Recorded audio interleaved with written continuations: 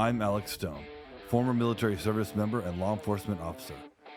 Now CEO of Echelon Protected Services, one of the fastest growing private security firms on the West Coast. And this is Ride Along, where our guests and I witness firsthand the issues affecting our community. I believe our proven method of enacting meaningful change through compassion and understanding is the best way to make our streets a safer place and truly achieve security through community.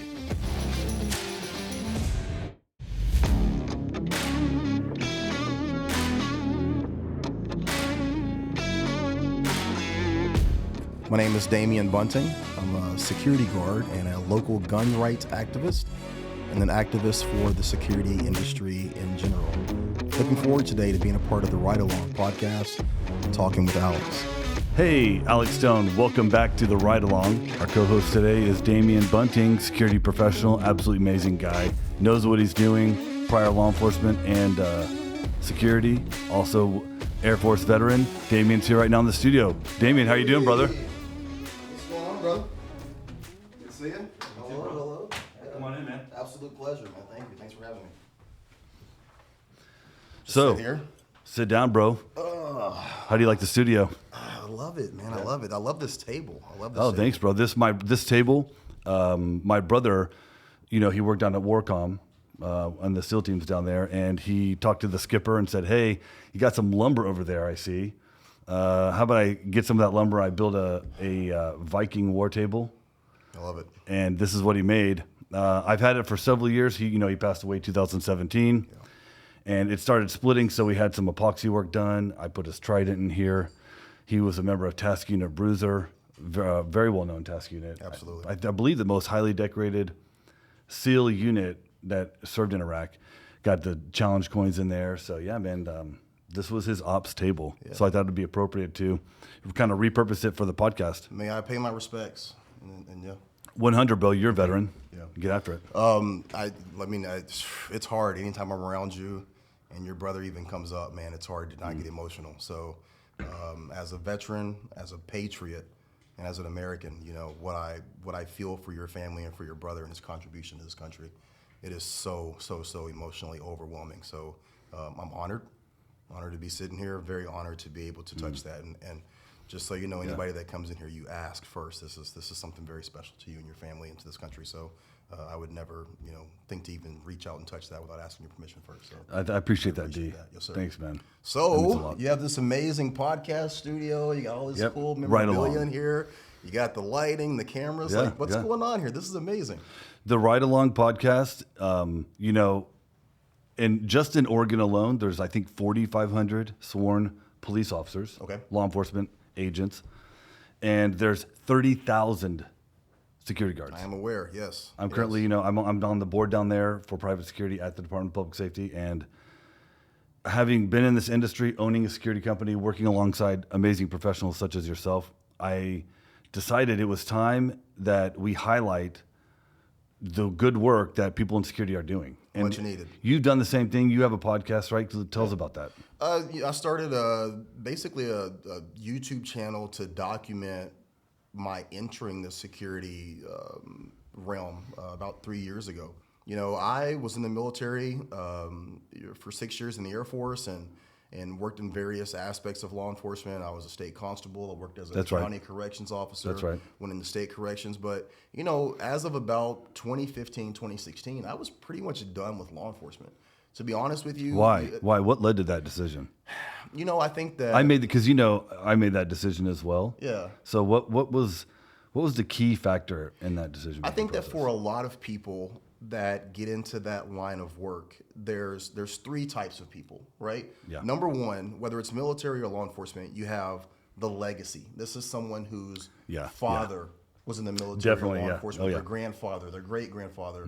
It's in their blood. It's what they know, right? That's right. You also have another group of people where maybe they weren't as popular or they didn't develop properly, and so being in a position of authority or having the ability to legally carry a firearm or legally impose your will on people, good, bad, or indifferent, some people gravitate to that. Then you have those people in the middle that are searching for something. Would you call that second group bullies? I don't, you know what? Or when I people was- just who see injustice and feel as if they're the one that should be in the gap, stopping that injustice? Well, you know, the 'Cause line. it's kind of a double-sided coin. The right? line, yeah, it is, because it's two wings of the same bird. Yeah. The line between Batman and Joker is very, very, very thin, right? Very the thin, person that is doing the right thing for moral reasons that align with the societal outlook of moral reasoning, That's right, yeah. And the person that's doing the right thing for the right reason to them, right? So unfortunately, in like law enforcement and the military, you do have people that come into that situation and say, look, you know, for instance, let's take the attack of September 11th, right? There's people that joined up that said, look, the people that did this need to pay. That's right. That is a very admirable cause.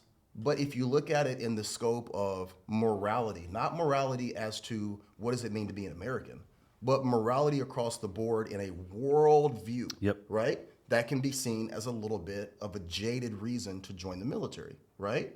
It's needed and it's necessary. Yep. But depending on which side of the moral aisle you look at something like that, it can be seen as being jaded. And I think that happens a lot of time in law enforcement. Look, we live in Portland. And I've had this conversation with so many people in the last couple of weeks because, you know, we deal with the homeless community. We deal with people who are addicted to drugs. We deal with people who are suffering from mental illness. And depending on which day it is, which week it is, which month it is, our leadership here in Portland might or might not address any of those issues. Yeah. So for the people that live here in Portland that are just trying to go about their day, trying to raise their family, trying to provide for their family, there might not be a lot of resources for those people to deal with the situations that are brought to them None. that are of no reasoning of their own. No right? resources available. So what can happen in that situation is you have two types of people. People that say, I hate this community and I'm going to do anything and everything I can to drive these people out. Or do what your company with Echelon, with what you're doing with loving one another, is doing, where you say, look, we have a problem, but we can address this problem from a compassionate, from a moral, from a societal community approach, right? It's the same thing. You're saying that, look, the people that are occupying the streets right now, the people that are underneath these bridges, the people that are inundating the sidewalks, the people that are causing, you know, some of these real problems for Portland, whether it's of their own fault or not, the ultimate goal is to get them off of the street and into a different situation. 100%. Someone with a more nefarious view would go at that in a much darker way of doing it than what you're doing. You're approaching it from the light. So when I talk about those three types of people, your legacy, your people that get into it with this attitude of, I am going to impose my will on the bad guy, whether it's a bad guy from Iraq or that's a bad guy in the inner city. That's right. But then you have that third group, Yeah. that last group, which is what I think that I aspire to be a part of this group. I think that you aspire to be a part of this group, where you say there is a need for someone to stand in that gap. Yeah. Okay, whether we're talking military or we're talking security, there's a need, because right now the people that work within a retail setting, the people that are at a bank, the people that are at a grocery store, the people that are at a gas station, if they need help in that immediate moment, the best intentioned police officer cannot get there in the moment that the problem happens. And that's where security comes in. Nationwide, you're talking about a 7 to 8 minute response time. If you're lucky. And that's to a major crime. 100%. Shooting, sometimes.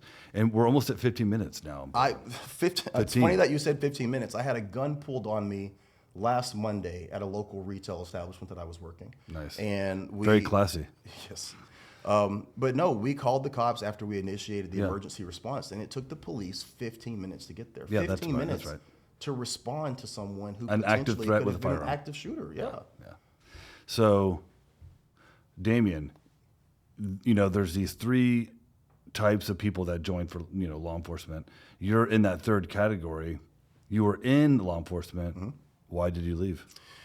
I think that was a long way of getting to this answer. You know, when I got into the military and when I joined any aspect of law enforcement, what I was looking for was not only camaraderie and a The sense brotherhood. of the brotherhood, That's right. But also I was looking for, I think, organizations that were merit-based and free of politics and bureaucracy. And you joined the Air Force. I joined the military and I joined various levels of law enforcement. Yeah, And, roger that. it took me a long time as a person and as a man to understand that there's no area that is free of politics and bureaucracy. Very true, especially in a country as politically based as America. Yeah. So that was hard for me. The military was very, very difficult for me because, being in the Air Force, you're not placed in, I went in '96, I'm dating myself here, but, going in pre 9/11, there wasn't a lot for us to do. Nothing. So in terms of like Budgets were cut. and we're You couldn't even get workout equipment back then. yeah, for the most part, we were just trying to find ways to stay busy. So in the Air Force, a lot of your promotion at that time was based off of testing. So for the guys who were working, I worked on the B-2 stealth bomber system. The guys who were working on the flight line, and primarily those are going to be your lower enlisted ranks, your airman first class, your senior airmen. Yeah, always. So I'm in basically a supervisory role as a senior airman, and placed in a position where there's a number of us who are working the flight line, while the senior airman who was there before us, because it's all based on your time in service, time and grade. Yeah. So someone that was there a month or 2 months before I was able to arrive to that station was able to stay in the office as a lead supervisor and study and be able to just study and take that test and place for sergeant. And I had this misconception that when you went into the military that your promotion and your rank was going to be merit-based, but pre 9/11, if you're not in a war type situation, it's hard to put on rank. And I know people right now, It's hard to build merit. it's hard to build merit, right? And so that was very frustrating to me. And unfortunately, I didn't have people in leadership roles to say, hey, man, this is life. Like if you leave the military and you go into the private sector. So that mentorship piece wasn't there. The mentorship piece wasn't there. And I think that could have been maybe the base that I was at. It could have been the system that I was working on. Yeah. And this is no shot against anybody. It's not somebody else's No, responsibility. of course. To, Military's great. We live in the military. 100%. Looking back, I would have made a lot of different decisions. But I also found that in law enforcement, You were eager and you wanted to go out and crush it. 100%. And you wanted to go out and just destroy and then conquer and make those gains. Because you watch, you grow up watching movies and it's like the guy Captain America, he jumps on what he thinks is the grenade and it's like, that's the guy. And they put rank on him. Yeah, and you that's think that like, if you work hard, you're going to be equally rewarded. Yeah. Unfortunately, in life, that's not how life works. And it doesn't matter if we're talking about the military or law enforcement or entrepreneurship. There's a lot of people that work really hard as entrepreneurs. They're not successful. It's not for any lack of effort or any lack of trying. Life is just not fair. And it takes a long time for some people, me included, to come to grips with that. In terms of the law enforcement, one of the things that I really had a hard time with, I started working for a county correctional unit, and again, went into it. So county jail. Went Sheriff's into Department it. Sheriff's or- Department. Yeah. This county jail was separate from the Sheriff's Department. It was run by the local county commissioners. Oh, interesting. Yeah. Okay, that's So- an interesting system. Yeah. Were they all county beds, city beds, or were they shared federal beds? Honestly enough, this location had a certain set number of county beds. They also did holding for people who were transferring Feds. from the state system going to the feds. Yeah, so yeah, they yeah. would house them there. And then we had a gym. What percentage? I'm just curious. We had a gym that housed about 150 ICE detainees. Yeah. So So they much were money. really getting into the ICE game. back then. We should come back and have a separate discussion about Of this. course. But so many of these county budgets for jails are being propped up by these federal dollars for these 100%, federal yeah. beds. Yeah. And it makes it difficult once you get to capacity at the jail and you need to book someone for a misdemeanor. You can't, even though there's 85, 90 ICE detainees. Right. And the local community really needs access to that bed. 100%. Yeah. And so we'll talk about that later, but that's just an interesting dynamic. If Yeah, I think that everyone out there in law enforcement, Bob. I'm going into the correctional side of things. maybe 10 years post my military career. Wow. And Yeah. so again, getting into it with A little bit smarter. a little bit smarter, You a little bit understand. older, Yeah. a little bit more mature. Yep. But one aspect, I went into a rural county jail system, and during training, the sergeant that's going through the baton training, he says to me, well, he says to the class, this baton we call the nigger be cool stick, because This is a white deputy. this is a white sergeant. He says, because when we break these out, So direct line supervisor. direct line supervisor Drops the N-word. You're the only black dude in the class? drops the N word like he's saying it's Tuesday. I mean, yeah. I mean, like, You're the only black man I'm in the the only class. black person in the class. And what? So you moved to Portland. What? You're this? I'm assuming. Okay. Well, this I was don't in know where you're from. Pennsylvania. This was in Okay, Pennsylvania when this happened. This was not Portland. I had to know. Okay, so this was in Pennsylvania, but rural Pennsylvania. rural Pennsylvania, Okay. and he says, So Western Pennsylvania. Yeah, this is Okay, we don't have to talk. We don't have an to. area in Pennsylvania. Non-disclosures have been signed with Right. multiple law enforcement agencies. But he says this is the nigger be cool stick, because when we break it out, every nigger on the block knows they better fucking calm down. Excuse my language. And that set off a series of events, and to cut the story and make it a lot This shorter, is in the 2000s. He said this. this is in the Wow, 2000s. But I have a view that, and I have found this to be true in my anecdotal situations, that in law enforcement, if you are a black officer, there is only two types of black officers that are allowed to be on a law enforcement department. These are anecdotal thoughts that I have from people that I know that are currently in law enforcement, people that have been in law enforcement, people that aspire to be in law enforcement. Yeah. If you are a black officer, you have to either completely shut down any thought process, any conversation, any discussion of racism, societal racism, potential oppression, and how that can affect you. You have to be completely devoid of any aspect of that. You cannot embody it, wear it, think about it, talk about it. It can't be there. What happens if you do? You either will not be hired, or you will be ceremoniously kicked out of the service, and those services. Or probably you'll never make promotion. Never make promotion, right? The other type of officer is a black officer that comes in and goes to the nth degree on the opposite side of that, to completely devalue and to completely shut down and to completely speak out against anyone who has that thought process. And that's a vast generalization. So they swing, and just to be clear, they swing more towards the ACLU. You're saying they become a civil rights No, activist? I would say they swing more towards a racist view towards the black society, black community. So they're putting down their own community. Yeah, I mean, you've heard that Ice Cube quote in some of the NWA songs where he says the black cops showing out for the white ones. Like, those are the cops that we growing up had more fear of almost than anybody else. You look at the situation down in Memphis where those the Scorpion Squad that's attacking that guy. I think there were some personal issues behind that, but I feel like we're in a time right now where we talk about 21st century policing, right? What is 21st century policing? My opinion, 21st century policing is understanding the historical and the societal issues that plague any aspect of the community that you might interact with, right? So for a white police officer to pull over a young black male, there is a perception. I'm not saying that this is true. Oh, yeah. But there's a perception of a power imbalance, right? Correct. There's a societal perception of that. So for any officer to be placed in that situation, he needs to be cognizant. He should be cognizant of all of the things that are the underlying issues of the optics of that, and how that can potentially be perceived, how any part of that interaction could affect the department, the city, 100%. the state. And so I talk about this 21st century policing aspect in terms of security. I'm 6'2", I'm 270 pounds.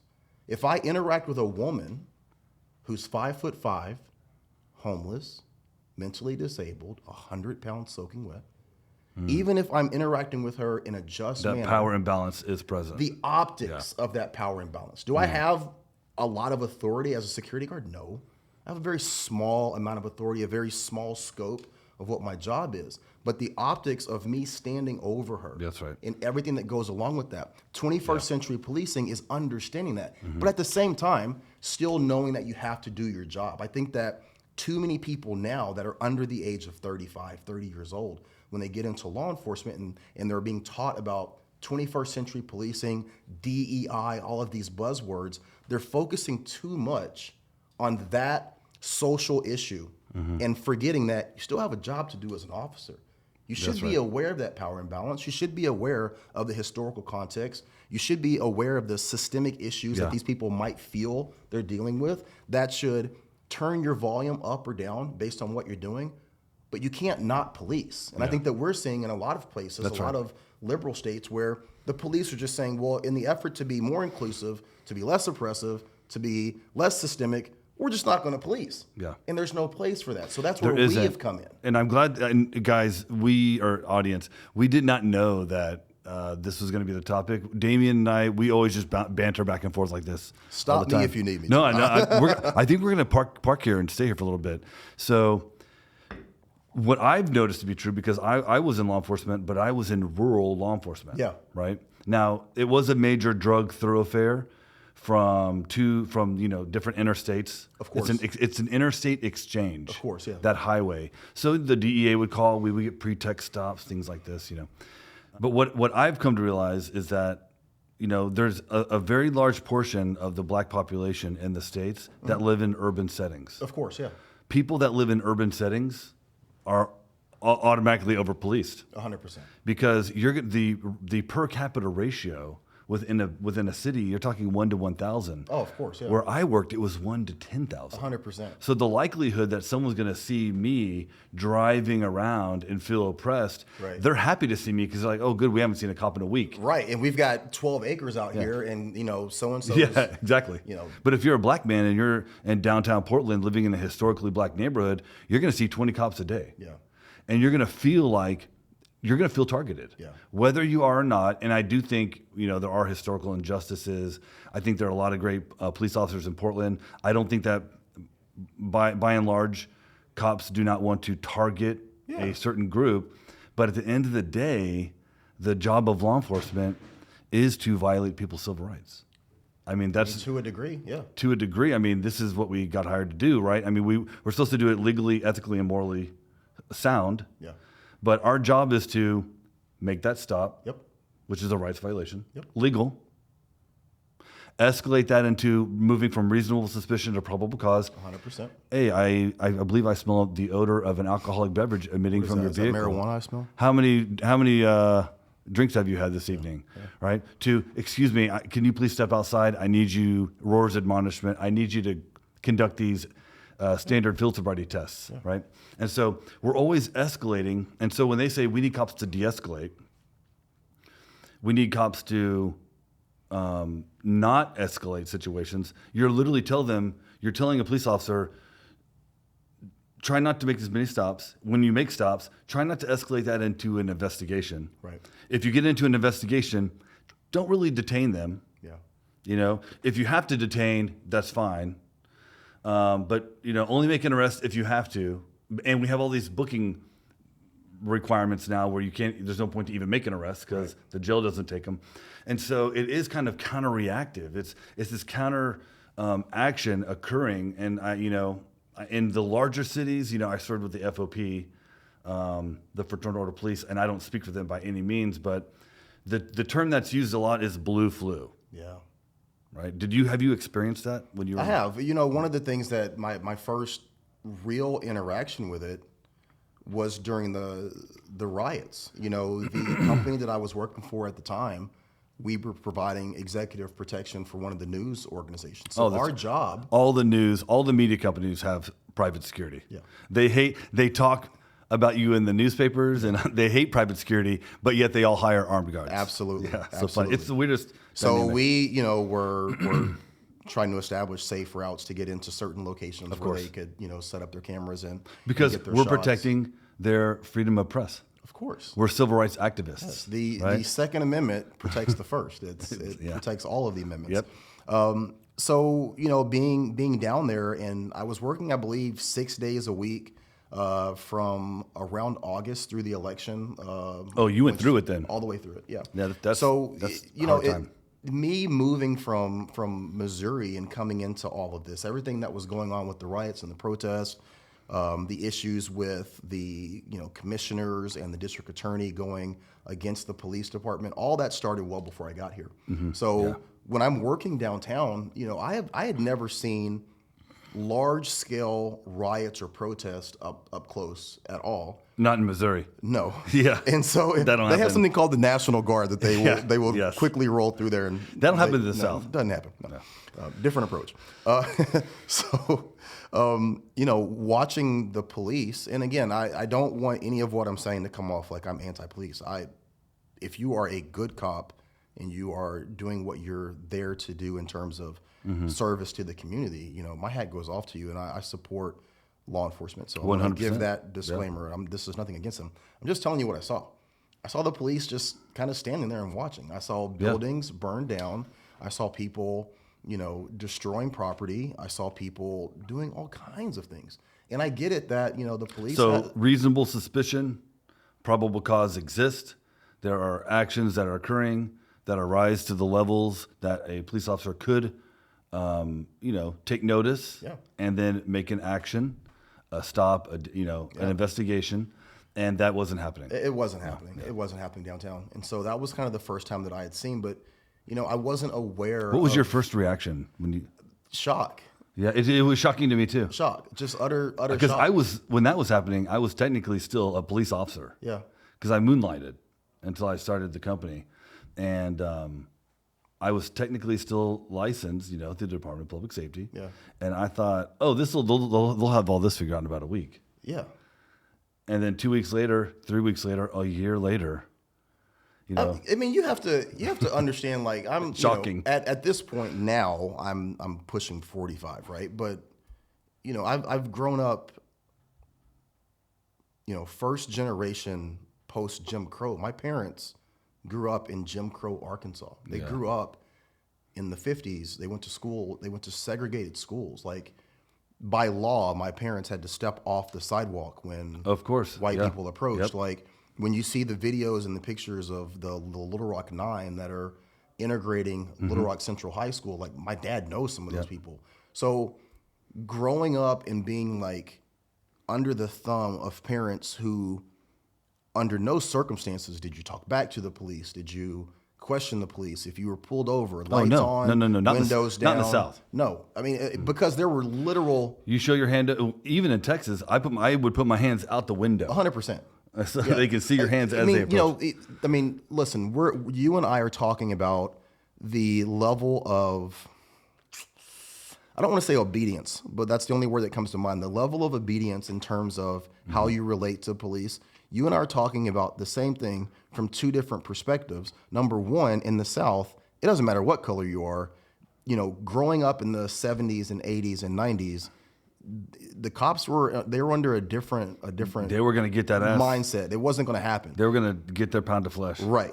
And that was no matter what color you were. But didn't then matter. I had the added issue of my parents' history And that conditioned you. that conditioned As a me black man in America. 100%. Yeah. So then imagine me going through that, working alongside law enforcement officers in Pennsylvania, rural Pennsylvania. The North, which is supposed to be, the enlightened North. Rural Pennsylvania is, and when I say this, I don't mean in terms of either aspect of the South or the North being racist. I'm just saying that like the attitude of the police and how they interact and would respond to any sort of levels of disrespect or threat, I was very well conditioned to understand what that would be. And appropriately so. Yeah. So me being in my 40s and coming to Portland and seeing people throw rocks and frozen water bottles and Molotov cocktails and, get into a shoving match with the cops and be able to just walk away. They blinded federal law enforcement and local law enforcement with Russian lasers and permanently blinded them, causing, these are real assault, an aggravated assault. 100%. And it's amazing. It's rare with what I've experienced in life and where I've been, what I've been through, that I'm shocked. But I literally was shocked. It'd just be like, Yeah. and you can walk away from that. And it's like, well, the cops aren't, we're not arresting people. Burning down federal buildings. Yeah, it was crazy. Yeah. Okay. So Man, we went a whole I know. different direction. This is what the ride along's about, because it's just like when you're out on patrol, you never know where you're going to get into. Yeah. Right. So speaking of that, maybe we should just go hit the streets now. Let's hit the streets, man. Because we talked a lot. Yeah. And we could talk about this in the car while we're patrolling. And let's go catch up with Spence. Let's look at that community engagement model. Let's do it. And let's see how that works on the streets. Let's do it. Sounds I'm good. all for right. it. Let's go. Let's roll.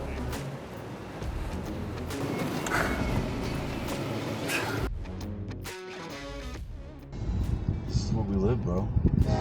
Portland, Oregon, right here. Old Town, Chinatown. Seems a lot cleaner down here than it was, a couple weeks ago. Oh, for sure.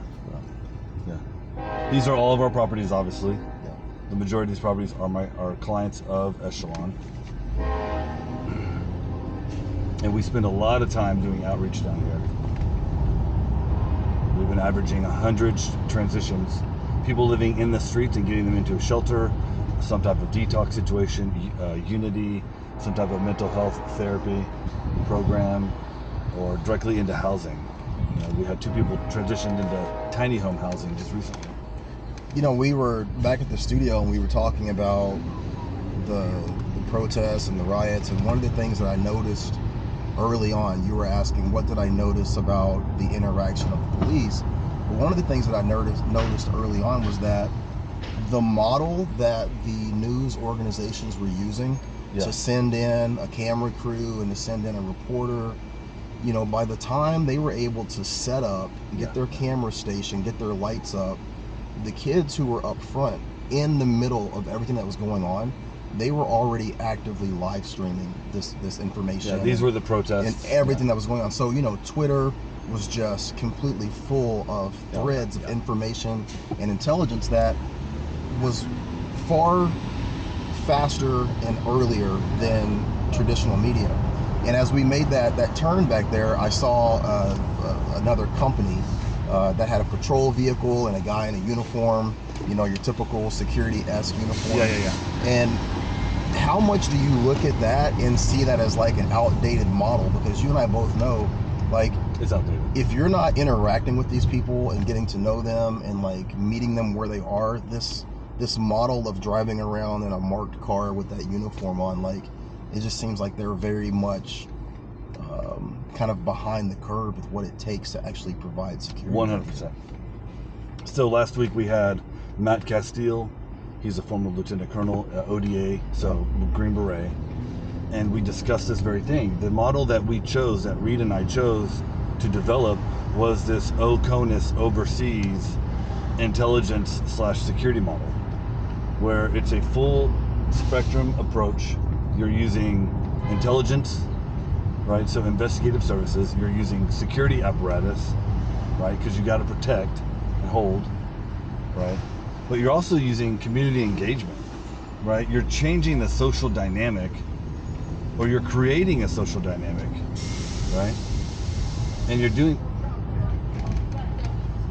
that in such a way that is reigniting the community, right? The whole purpose, the whole goal is community transformation. Right. Community transformation. Well, how do you transform communities? You have to be a part of it. You have to get in there. You have to be embedded. Yeah. 100%. 100%. Hey, these are Victory Outreach people. This is part of our engagement team. These guys here? Yeah. What's up, bro? You get some chocolate, huh? Oh yeah, me and my boy went over and got something to eat. Nice. What's up, bro?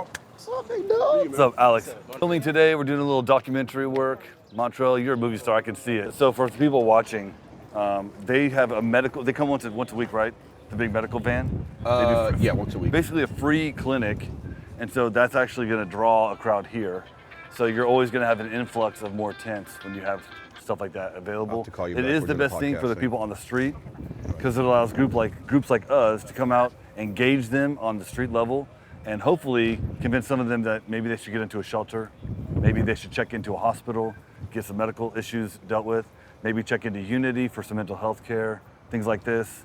very easy. We just radio cab them. We use a local company. We have an account. So that's kind of what we're doing here. You know, it's easier to fish when the fish are schooling together. Yeah. Right? You just use a net. So everyone knows Spence.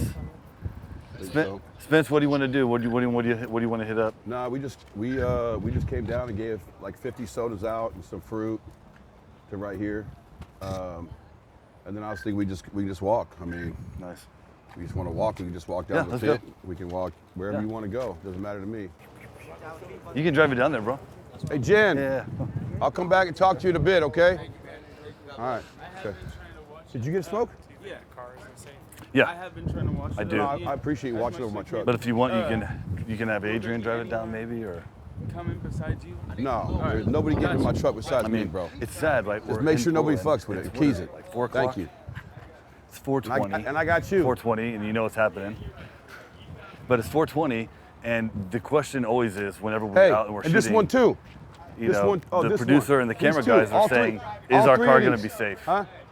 I mean, there's 50 people around. You know, that's the main concern. He said, "Is our car safe?" Our cars are safe. Yeah. I asked them if they're safe. They said they're fine. They'll Yeah. watch over them. So- I've been down here for 3 years. Yep. Knock on wood. They know my vehicles. I've never had my vehicle broken into once. I've never even had stuff stolen out of the back of my vehicle. That's right. Never, not once. I will say that, you know, for a community, the Portland homeless community in general, they are pretty loyal to their word. And, you know, that goes back to 100. the conversation It's that street we thing. were having is Yep. that once you create that rapport, that impact, now anything can happen. Yep. But, you know, I know Spencer and yourself, you guys have been down here doing a lot of good for a long time. And that goes a long way with these people. I mean, they really do appreciate it. And for the most part, you can take them at their word. I've never had Oh, somebody 100. not be a man of their word when they've told me they're not going to do something. That's the only thing they have Yeah. left, is their word. Yeah. If you get burnt on the streets, then you're done. You done. can't even be on the street anymore. Yeah. Alex, I was going to ask you, like, Yeah. how the aspect of people that want to be homeless. So, like, you know, this is something that I've grappled with and had issues with in my personal feelings and advocacy in terms of this Yeah. situation or discussion. When you encounter people that just want to be homeless, like, what do you Yeah. do? Do you guys just kind of cut your losses, or are you still trying to advocate for them to move to a better situation? Spencer's the best at answering this, but you know, I used to be homeless as an adult and as a child, and you never cut your losses. Never. Spencer had a relationship with a guy, and this was an OG. This dude was an OG, like straight up. 18 years, 20 years on the streets, 3-year relationship, and it led to him reuniting with his family In New York. back in New York. I actually just heard from him too, and he's doing well. So See? he's got a job. He's got his own place now. This dude was pimping and selling dope here in Old Town for 18 years, Yeah. and now he's Well, back home. and the reason that it happens is because I caught him on a bad day. That's right. And so all the other days, you know, he was doing his thing. He wasn't really interested. I caught him on a bad day where he's like, man, I can't do this anymore, man. And so that's why we try to contact people on a daily basis. So we contact them 100 times, and 99 times they tell us, I'm good. That 100th time, they're like, man, I can't do this anymore, man. Yeah. What can I do? Can you help me? I'm like, yeah. So what we do is we go around, we just plant seeds, man. That's all we do. That's right. And sometimes those seeds grow and sometimes they don't, but at least we plant that seed. So when you're ready, because I can't make them be ready, Yeah. when they're ready, they know we're here. How do you keep your desire for what you want to create as a business and as a model, and your desire to see someone do better? How do you keep that in line with also, I mean, I don't want to say free will, but allowing someone to also walk the path that they want to walk? I know you say that you can't make them do it, but you know, if you're constantly putting them in a position where you're there to be a crutch for them to get up, ultimately at some point in time you will catch them on a bad day, and That's they right. might take that. But my concern is that if someone hasn't done the work that's necessary for them to be self-sufficient, when they leave this area where you guys have constant interaction with them and they get to another area, how do you help to ensure that they don't just backslide or fall back into the same situation? I think- and now they're in a place where they Yeah. don't have the resources of what you guys are trying to offer. I think that we've been very intentional about the strategic partnerships that we built in the private and nonprofit sectors. So we work, again, like City Team, Bybee Lakes, Hope Center, Gospel Rescue Mission. Union Gospel Mission, right? Blanche House right behind us. These are proven programs that have 80 to 90% effective rate of non-recidivism, so people stay in the program, graduate, and stay off drugs for up to 5-10 years, or forever.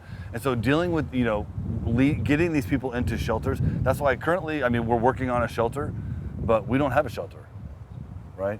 What we're trying to do is we're trying to fill up all the awesome shelters that already exist. Yeah. So we've turned away Right. 29 people this way because of lack of bed That's right. availability this week alone. But on the positive side to that, in the last 2 days, I've gotten 3 bus tickets for people to go home and be with their families. That's right. The best way for somebody to be successful is to get them out of this area and get them around people that love them. That's the hard part about working down here sometimes too. When I first started working down here, so many times we fail over and over and over again. And I don't really necessarily see it as a failure, but like you see these people that you want to help, but until they're ready to help themselves, there's nothing we can really do. All we can do is show love. And the thing is it's not about even giving them things. So when we want to help somebody, I always say, listen, I'm going to take 5 steps towards you. I just need you to take 1 step towards me. 1 step. So I know that you're ready to make another step. Yeah. I'm willing to do the majority of the work until you can get on your feet enough to do most of the work. Yeah. And we're just trying to get people into shelters. We're trying to save lives. Yeah, it's like, what is the goal? We Let's Narcaned a get to guy, the goal, yesterday? Today? No, today. Yesterday. Yesterday. Yeah, we saved And somebody's life. that's like the yesterday. 9th person in 6 days in just Old Town that we Narcaned. And it was over here, 2nd and Pine. And it's like, there's no politics involved in getting someone Narcan. Yeah. There should be no politics involved in getting someone into a shelter. If they're a Muslim, we call the imams. We have someone on staff here that's a Muslim. They call and they try to work in that community to get the best options for that person. If they're from the Asian community, we reach out to our friend at IPAC and say, hey, is there anything in the Asian community that can help? If they're LDS, if they're a Baptist, if they're a Catholic, like we're helping people, we're saying, what kind of help will you receive? Yeah. The model doesn't work unless you have people that really believe. You have to buy into it. You have 100%. You can't even buy into it. It's just got to be who you are. Yeah. Yeah. It's got to be in your heart. We were Yeah. talking back at the studio about the 3 distinct types of people that get into law enforcement and the military. And you've got like your legacy people. That's one area. The second is the person that wants to have some level of control or authority. To me, that's the most dangerous. And then you have the person that wants to be that sheepdog, wants to be that protector. That's right. And it's like, you're one of those 3. The guy that's the legacy can become either a 2 or a 3. You know what I mean? But I have a hard time believing that the person that's in that middle can go either way, the other direction. Does that Yeah. make sense? That person who They're so- just wants to it's- control yeah. people. It's an ego thing. and has Their an ego gets in the right, way, yeah. the They're- career, the rank. They're never going to be that sheepdog who's doing it for the right reason. It's like, so you're saying like it has to be. When your ego comes first, you can't do anything for the right reason. But you can't have a model, and this speaks to a bigger idea about policing in general. You can't have a model that is putting its thumb on the people and putting its thumb on the people's rights, unless you have someone who's that second guy. Does that make sense? Yeah. So like you can't do your job and what you guys are trying to accomplish down here if you're that second guy. You've got to be the person that's doing it with the right reasons and the right intentions. But I can see how that's difficult because there's just not a lot of people that are Hey, we willing had to a- not be that middle guy. We have a security guy, man. Like he's the nicest guy. Now he looks like a beast. He's a former MMA guy, Army Ranger, and he's the nicest guy though. He never gets into any use of force. But one day some guy was pissed off and took a gallon jug of urine and poured it on him. And threw it in his car. And did that, yeah, threw it in his car. And did he retaliate? No. He backed down and he didn't hit the guy. He didn't touch the guy. He called for law enforcement. Law enforcement came, arrested him. Yeah, it's assault.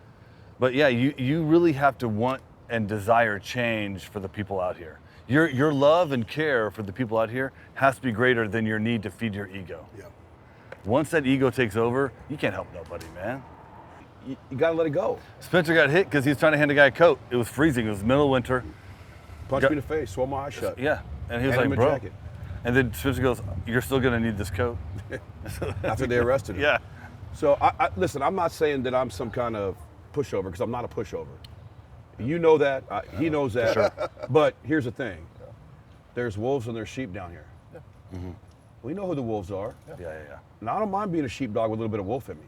You know what I mean?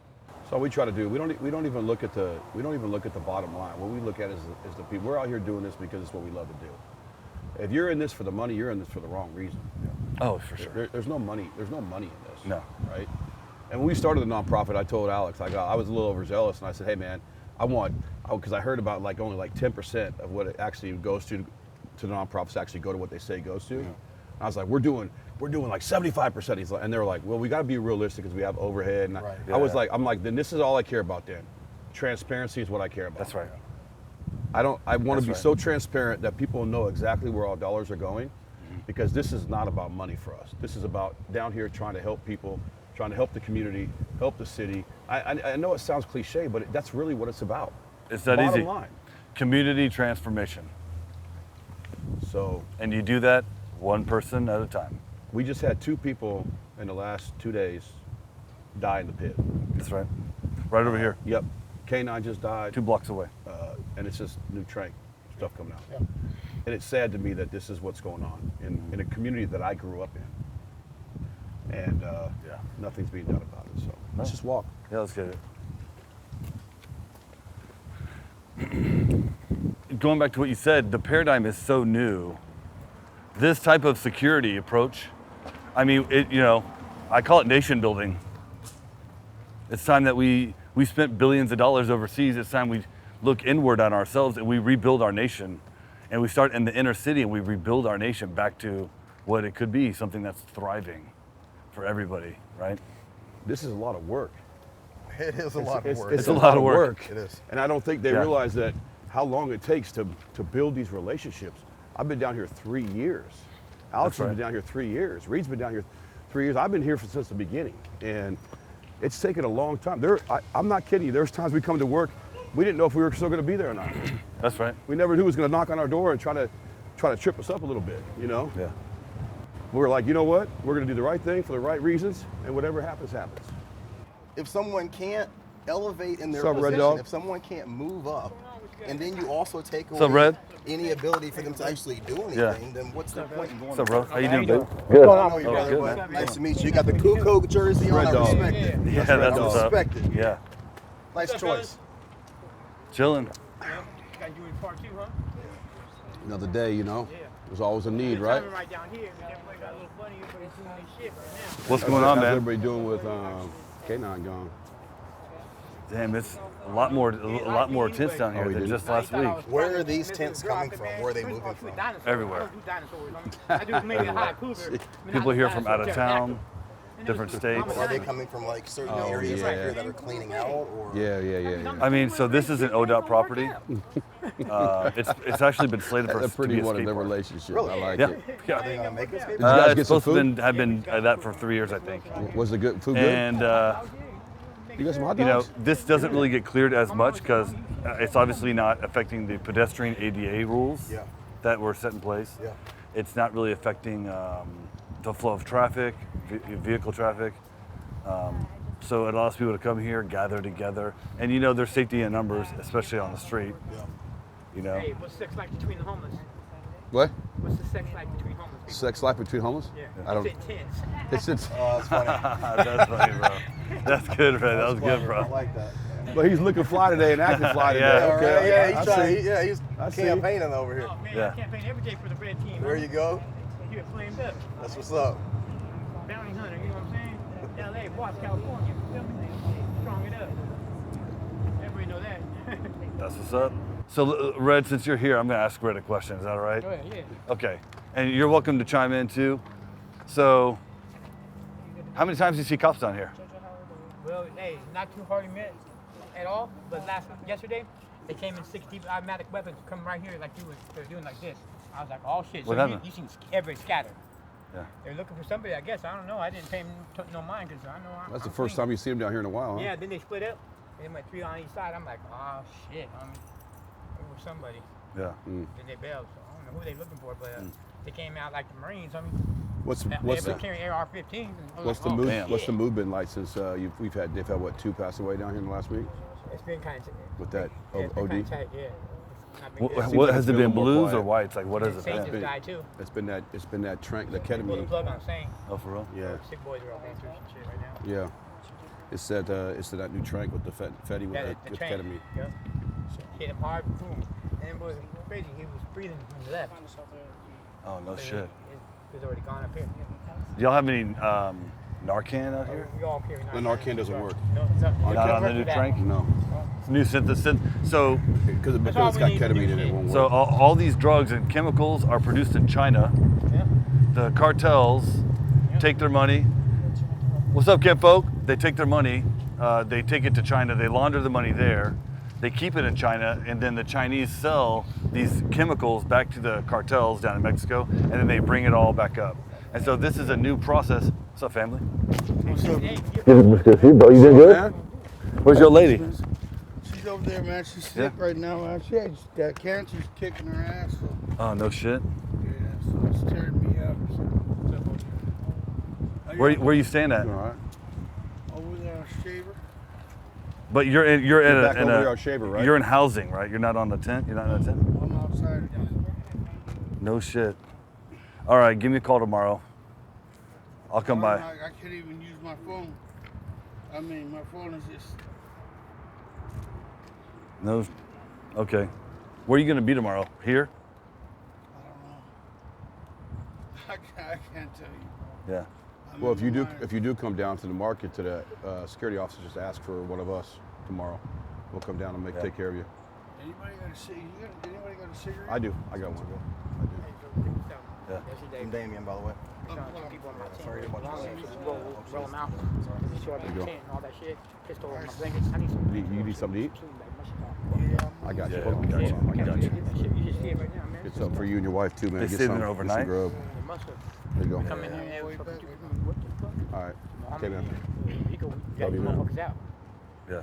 Sorry you're going through Lucky that. they didn't get mopped. Hey, you got blankets or bedroll, You gonna Jill? make it too much longer? Lucky they didn't get You mopped got any out. blankets or bedroll? She getting too thin, huh? Let's walk this way. No, I don't. Oh, I'll be back in a second. They're Okay. at the resource. All right, we'll go hit it up and we'll drop it off later. You guys We're want gonna Sabre? go to the What are you resource into? center and then What are you we'll into? make sure. Yeah, you'll have it tonight. Okay. My friends That's on skin, baby. I got you. I'm Yep. outside. Oh, she's inside. You're outside. And so Jill's working, probably trying to get into her shelter. Okay. You know, every shelter has a different Hey, intake hey. process. There isn't one process. Yeah, that's Eric Pringle. He's big. like Nothing that. streamlined. There isn't even a bank of beds. The county has 2,000 beds. The city has 200, but no one knows where the He probably openings said, yeah, are get currently that a right lot, now. didn't he?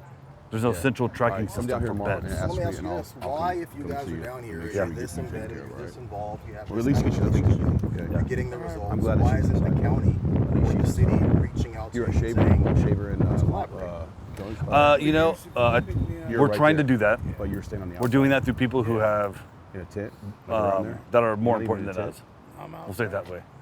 You You need know, a tent? former CEO types are making that bridge. But we clearly have, so, you know, one of the major You got issues blankets and that's shit to stay warm? happening in Portland is the homeless Okay, crisis. well, come tomorrow. Go There to is and ask for an me, okay? ungodly amount of All right, money love that you, is man. sitting available in Multnomah Yeah, County. of course. And continually we have a mayor and we have Yeah. a city council that can't decide which direction to go to make change. Yeah.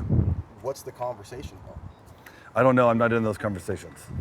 But Have you attempted to reach out directly to the people that could facilitate you guys Yes. working with the organizations yeah, to help you guys do this on a bigger level? yeah, And yeah, we what's, have. what's the answer? What we're thinking about it. We're planning. We're in planning stages. Budget. Oh, it's the budgetary process. You know, it's budget season, and so people are budgeting.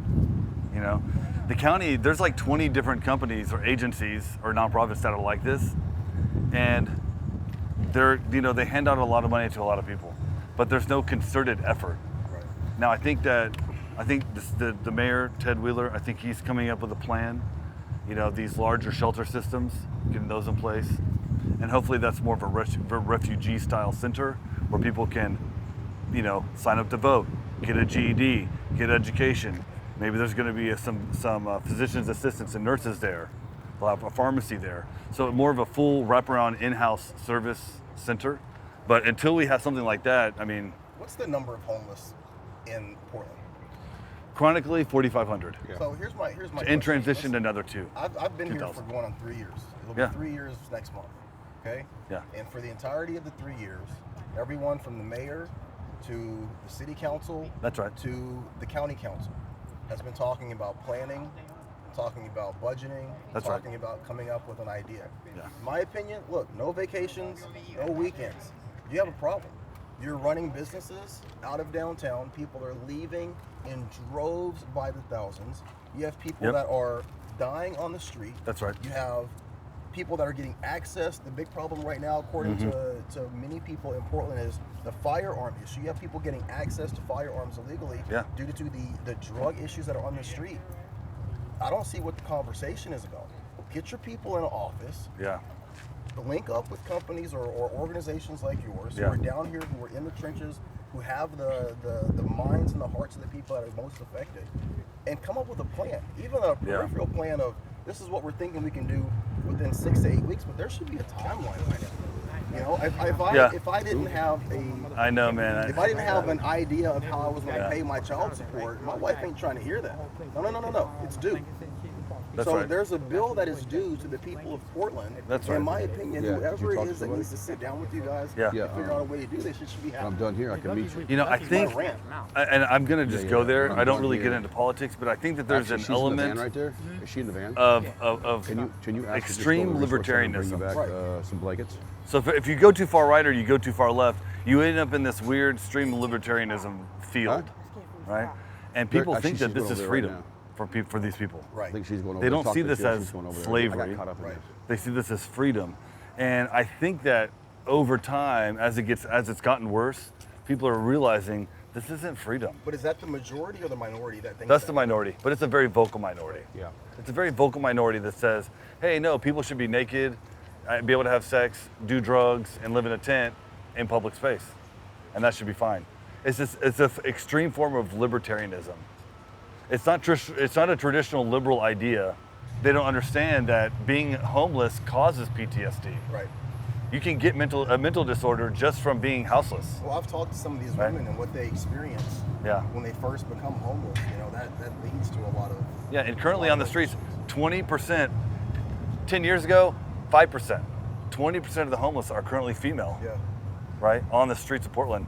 And these women are being trafficked, for sure. They're being prostituted, They're being raped. raped against their will, sexual assaults Yeah. all the time. And But it's not a matter of if, it's just when down it's just here. when. Yeah. It's just when. It's It very is. sad. It's extremely sad. And I think that's another reason, I hate to say it, a lot of people don't want to come down here because how much stress does this put on your heart as a man who has a big heart, who loves people and cares, to come down here every day and deal with this? For me, it's a mental stress. There's an emotional and spiritual stress. Absolutely. Mentally. And I think a lot of people, they can't handle it. I don't even know if a politician could actually handle being here all day doing it. I think they'd go home and cry themselves in the shower. The amount of mental fortitude and groundedness and moral groundedness you have to be down here and to make friends with people that you know are going to die of an overdose. These are our friends now. This isn't people we serve. This is our community. We love these people, and these people are going to die next week. Someone that we just met is going to die, and to be in a community where you're constantly losing your friends, that is painful. Yeah. It's extremely painful, and it reminds me of being in the military when people are constantly dying, and Yeah. it's that type of stress. Yep. Do you Yeah, guys I worry agree. at all, before we move on, do you worry that because of the fact that you're providing services to people who otherwise would suffer a fate of not having those services or have to seek them out, do you feel like by offering those Damn. services that you're facilitating something that is bringing more people in as opposing to maybe not having something here to where they wouldn't come to this area? Like, are you guys making it to where it's No. No. acceptable for people to be in this situation? No, because there is the argument that these institutional nonprofit programs, they have buildings. We call it the Field of Dreams model. If you build it, they will come. Yeah. Well, if you build it, they do come. Yeah. And there are a lot of instances where There are larger congregations of houseless that will take over or be in certain areas because of the services they're receiving from nonprofits. Yeah. But we don't have a physical location. We have a resource center, but we go to people where they live. If all these tents disappear, if they come and clear the pit, and they have multiple times, we go to where they go. So we're not a nonprofit that's saying, hey, we're gonna have this building and we want you to come and bring all your tents and surround it, right? We're saying, hey, we're gonna meet you where you live. Number one, when people are homeless, they don't have a sense of self-worth and agency. And so when you tell people, meet me where I am, you're saying I'm better than you. I'm more important than you. Right. When you meet people where they are, you're saying, you're so important, I came here to talk to you today. And so you're automatically giving them a sense of self-worth. And that relationship, and doing it every day, over and over and over, giving them options. Hey, you wanna go to shelter? This is Bobby Lakes over here. City Team's great. When you're giving people these options, you're building in them the idea that they can choose their own life. You're creating self-agency for them. And we're not coming down here to give them things. We're coming down here to try to help them, give them a little bit of hope, help them change, help transform their lives a little bit. You know, that's our goal. Our goal isn't to just, yes, the daily temporary things are important, right? People need food, they need shoes, they need clothes. But man, like our goal, man, is to put ourselves out of business. That's our goal. Yeah. If we put ourselves out of business, that's right. Then all these people are getting the things that they need. So. Red needs some a sleeping bag or a bedroll. Someone pissed in his tent. I think Jill's going back to get him one right now. Oh, sweet. All right, cool. Some blankets. Well, we can chill here a little bit longer. We can keep walking. Let's just walk. Yeah. Let's walk this way. Hey, Red. Hey, Red, is she going to go get you a blanket? Okay. Okay. All right. You know, this building across the street, I mean, it had a window shot out. You know? Look at those windows that have been shot out up there. Yeah. So. See those windows? Those windows. Those are bullet holes. So. See that? University of Oregon over there had windows shot out. And it all comes from, most of it comes from the pit right here. Yep. Resources and stuff in it. Resources. Yeah. They have showers there like once or twice a week. Yeah. They give out meals there. And so recycle your cans there. My brother-in-law used to live in the, the yards? Page and That's right. That's right. Yeah. So they lived over there. So like when I visited in March of 2020, he yeah. just came to visit. That's right. And so I walked over and I'm like, what is this? Oh, we hand out, sleeping bags and they can shower. And they take cans and bottles. I was like, this is crazy. Yeah. So that's why the pit's here. Yeah. Because Jesse, some of the community members were like, can't you just... It was supposed to be a skate park at one point. So it is. It's been slated. The money's waiting in the account somewhere. And they're like, well, if y'all got hired, could you move these tents? And we're like, no, because all the resources are across the street. We don't move tents anyway. Well, no, I'm saying trespass them off the property because they're technically on property. But no. And we're like, no. These people were always going to be here because of the resources offered across the street, which is what you were talking about earlier, right? I have a real issue with the homeless community personally. Like I'm like a lot of people in Portland. I'm tired. It's tired. It's tired. It's hard. And you know what? The politicians are tired. I watched this movie about a month ago. I was going to allude to this in our earlier conversation. There's a movie called Soft and Quiet. And in the movie Soft and Quiet, there's a group of 5 female friends, and they get together and they have this like meeting, and they all have like this racist undertone, right? Yeah. The whole point of the movie is that like if you allow even the slightest bit of bigotry to seep into your heart under certain circumstances, that spark can ignite a flame, and it's like you get into a situation that you can't come back from. That's right. And I see that so much with like the homeless community. People are so tired of there not being something done to address it, and so it seeps in this animosity and this negativity about the entire community. And I see a lot of security guards, when they finally get into a situation, unfortunately, where they have to go hands-on, that animosity and that negativity bleeds through. So they're no longer doing their job at that point in time. They're extracting a little bit of revenge almost. Yeah, yeah.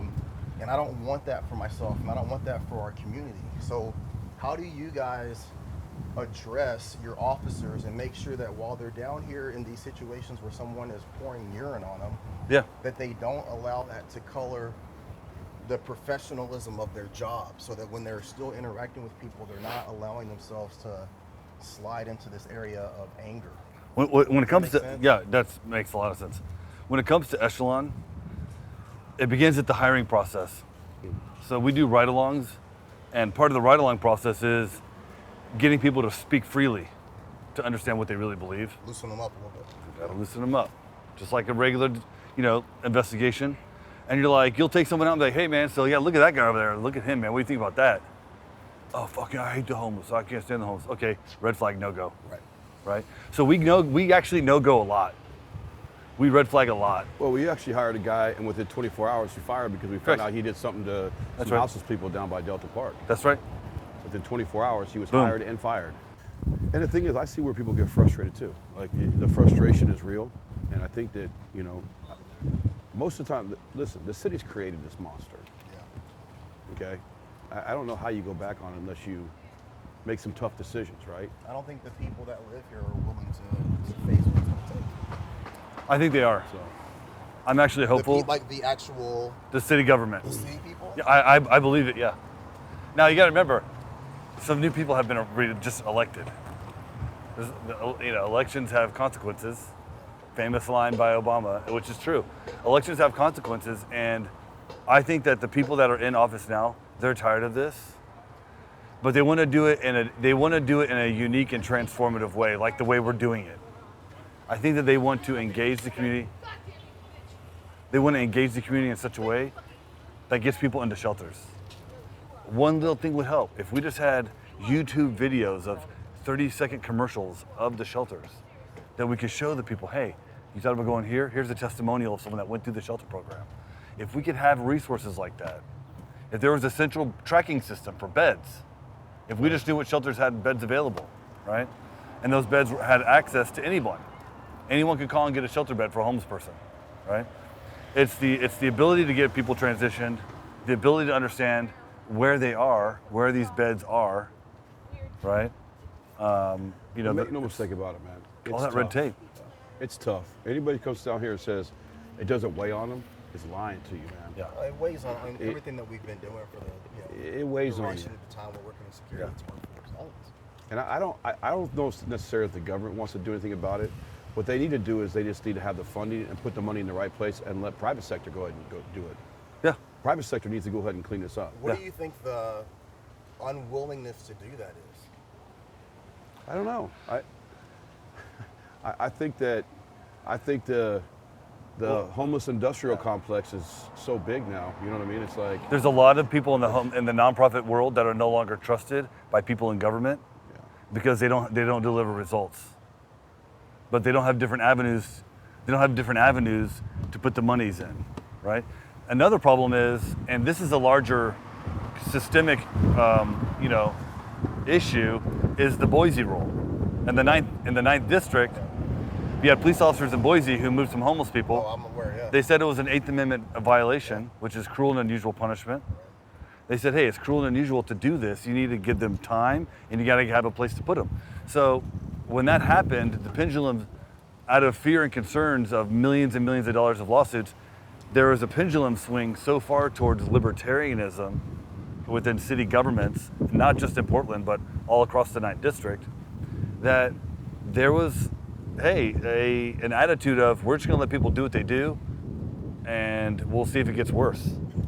And it's gotten worse. It got worse. Congratulations. It got worse, and it got to the point where they eventually had to push back and say, okay, maybe not on sidewalks. Maybe we allow ADA access since it's federal statute, right? And so these things eventually have changed, and I think that pendulum is now coming back, and people are overreacting to the Boise rule, and they're getting to the point where they're like, hey, I think that we actually can help some people now. But it takes time. Well, busy day, man. very busy day. We got 6 into shelters today. That's crazy. 6. That's crazy, man. That's good. 2 Greyhound bus tickets home, 6 shelters, and 10 tent relocations. Yeah. People moving to safer areas. Does that include JJ's Bybee Lakes, folks? Nope. So that's 8. Bybee Lakes, folks. He got 2 into Bybee Lakes. Oh no, Bach did, yeah, up there, Yeah. Mall 205. Yeah, Mall yeah. 205. JJ No, so drove that, them that over would there. be so that would be 8. That'd be 8. That's dope. We got 8 people in the shelter today, bro. That's crazy. And there was Crazy. 6 turned away because of lack of shelter. Yeah. So what we've learned to do is you have to call it 9:30 when it opens up, right away. Get that name in. You got to get them in. And then if somebody asks after 1 o'clock, 2 o'clock, forget Are there about it. restrictions on the shelters, like you can't bring certain things? Yeah, or medium you mocha. can't Medium mocha bring it is. on substances? Well, do there they are work there with are what some they do? shelters like Bybee Lakes, which is the most desirable. You have to be haven't had anything in your system for 24 hours. No alcohol. High no barrier. weed, very high barrier. Okay. But they also have, once you get in there, if you stayed, they have partnerships with FedEx, Amazon, UPS. They have They're all- childcare there. It's out there right by all their hubs. So They have their own daycare there. daycare, with a playground, pet center. pharmacy. And they have Eventually, what they want to do is Amazing. be able to grow their own food. Yep. Most of them are not like that. I love your hat. But like most of them Yep. are like, you can't do drugs in here, but you can go outside and do them, and then come back in. So You know, we talked about that's a great example of how a shelter is bringing people in and utilizing them in a positive way. That's Have right. you guys ever Yeah. had any thoughts of having someone that you've helped come back and then work for your company? Yeah, yeah, we've had we do that all the time. the guy that we saw down there. Yeah. He worked Yep. for us. I don't know if we can use his name, but yeah, Yeah, his wife has cancer. We've known them 5 years. yeah, long time. And he used to be a hellraiser on one of our properties. Yeah. I mean, the biggest problem. He was a big dude back then. Too. I mean, I remember when PPB came to arrest him for like an assault, and he was gonna fight PPB. He said, I'll let Stone put handcuffs on me, but I ain't gonna let y'all touch me unless y'all want to fight." And they looked at me and goes, "Do you mind putting his handcuffs on?" I was like, "No, it's okay." Click, click. yeah. No, we've had a lot of good success stories. We have people that want to volunteer Yeah. for All our the time. nonprofit All all the the time. time. That's awesome. That's awesome. So as soon as we get that going, that will help as well. Yeah, I think churches. that's probably the biggest vote of confidence. A lot is of that churches. people help come back and, Yeah. and be a part Yeah. of it. Oh yeah, and just working with Victory Outreach, all those guys at Victory Outreach we work with every day. They're people that have been in the gang life. They've been in Dope prison, dealers, prison, state, yeah. federal prison. Yeah. And these are guys. It's like a golden. We call it. You know this. We're all law enforcement. Golden handcuff programs, where hey, you have 2 years left on your state time. We'll give you a year, or you can go to this program and do a year, right? And so yeah, these guys are great. Victory Outreach. So a lot of these guys are from that life, and they come out here and they know what they're doing. These guys aren't idiots. They know a lot of people. They know a lot of people out here too. Yeah. A little bit of outside the box thinking, and this That's could right. really be of great service to a Hello. lot of people. I hope that people in power can utilize this. Yep. Make it bigger. Yep. And now, Yep. Cool, Yep. man. I gotta go. You outta here? Yep. All right, brother. Love you One all. love. Always a man. pleasure. Yep. Yep. We Yep. call it the street commander right Yep. here. Yep. Yep. man. Appreciate you guys. All right. Appreciate you, bro. All right. See you. bye. So obviously, there's constant drug dealing just right behind us, right? Always handoffs. You look around, you were in that law enforcement life, and so you're always seeing the handoffs. But I think we spend enough time down here. I think maybe we should go hit a special spot out. What do you think? Yeah, let's go. All right, let's hit it. Go. Hey, man, this is a great place. We're here because tonight we're actually conducting some surveillance at this location. There's a couple criminal organizations that have really targeted this garage, and we want to put an end to that. Also, we have a property across the street. It's all boarded up, and a criminal organization has chosen that block to make it their block to sell dope. So we're going to be conducting surveillance there. So let's go and get out. Yeah, definitely. Now again, the traditional security model is you're going to be in a uniform, you're going to be in a car, a marked car that says security, and the idea is to be a scarecrow, right? Right. And that's the wrong model, because what really is going to stop someone from engaging in crime on this property is catching them, identifying them, and notifying them, I know who you are. Right. You know that I know who you are. If you come back, you're trespass, I'm going to arrest you. Yeah. Right? And that level of interdiction, that changes the property. It makes it safe, not driving around in a marked car. Absolutely. No, Right. 100%. It's quite a different perspective up here, seeing Yeah. Portland from this high up. Yeah, absolutely. So just the other day, we had 97 people around the perimeter of this block.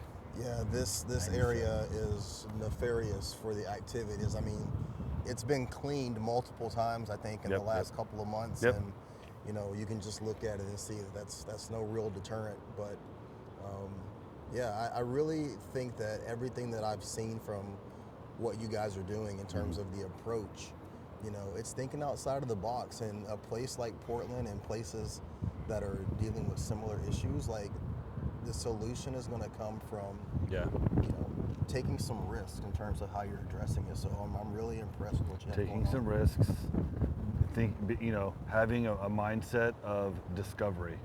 Hey, let's go explore. Let's try some new things. Yeah. Thinking outside the box. Exactly. Having an attitude of service. That's good, man. We're always learning. No matter who you are, you could be the most squared away operator. You know, you could be the most squared away CEO, business leader, and there's always another chapter in that book that can be written. You know, do you see those handoffs earlier? Yeah, 100%. So, you know, people are selling dope here, open market drug dealing. Yeah. I mean, it's crazy, right? Well, I mean, Alex, look, we've been standing here for 5 minutes. Yeah. We haven't seen one police car drive by No. in a major city. No. That's unheard of. Yeah, it's very rare to see law enforcement patrolling. And, you know, I can't dog on them. They're critically understaffed. They are, and they're doing what they're being told. I mean, I get it. According to FBI stats or recommendations, Portland is only staffed at a 34% force strength level. So they're 2/3 lower than they should be. It's like 100 officers for every 100,000 people. Yeah. That's insane. Yeah. In the South, in a typical town or city, you're 1 for 1,000, 1 to 1,500. And they have they go call to call. They're always down 3 to 4 calls, call to call. So. Do you ever see I don't want to say a merging or a meshing of security and law enforcement, but do you ever see law enforcement utilizing security in like a lower level deputy fashion? You know, I know a security company that just got deputized for the southern border in Arizona. Yeah. I think smaller towns that no longer have the budget, you can run a full security operation in a small town for a third of the budget you would for law enforcement. Yeah. And, you know, they can still make arrests if they see a crime, if they witness a crime, that 100% probable cause, you know, witnessing the crime, they can make that arrest. So yeah, I think it's possible. I also think that they can be used in roles that law enforcement currently engage in that are unnecessary. Right. So, you know, we're both a part of the Professional Security Association of Oregon, right? And I want to lead the effort in legislative efforts and getting laws passed that allow security guards to transport newly arrested persons. Yeah. So law enforcement, someone makes an arrest, it's signed off on, the PC affidavit or probable cause affidavit for a long-term detention at a jail is filled out by law enforcement, and then they hand that off to a private security company. That private security company then can transport to the jail. Well, we currently have that now with security companies that are doing federal contracts for prisoner transport. Correct, exactly. And all of this stuff Makes no sense they don't do it on the street. You and I could sit here for the next 2 hours and we could come up with 100,000 different ways that private security could be utilized to help offset a lot of the issues that just Portland is dealing with. But again, it's going to come down to people being willing to have these conversations, to offering seats at the table for discussions.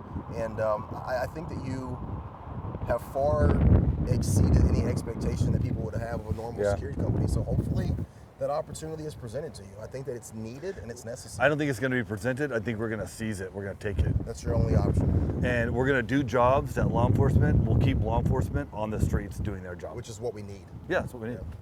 Because at the end of the day, bro, that's what it's about. Absolutely, man. I love it. Thanks for doing the ride along, man. Absolutely, my pleasure, bro. I want you to come back, co-host a couple shows. You know, I think that you're a great guy, and I think people need to hear what you have to offer. I appreciate that. It's been an absolute pleasure. Thank you for this. Absolutely, bro. Let's get out of here.